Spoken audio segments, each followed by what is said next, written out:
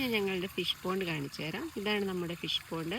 ഇവിടെ ഒരു ആമ്പല് നിൽപ്പുണ്ട്. മഞ്ഞ പൂവാണ് കേട്ടോ, ലൈറ്റ് മഞ്ഞ കളറാണുള്ളത്. അപ്പം പിന്നെ ഒരു പിങ്കും കൂടെ ഉണ്ട്. ഇപ്പം മഞ്ഞയുടെ മുട്ട നിൽപ്പുണ്ട് കണ്ടോ. പിന്നെ ഇതിനകത്ത് കുറേ ഫിഷ് ഉണ്ട് കേട്ടോ,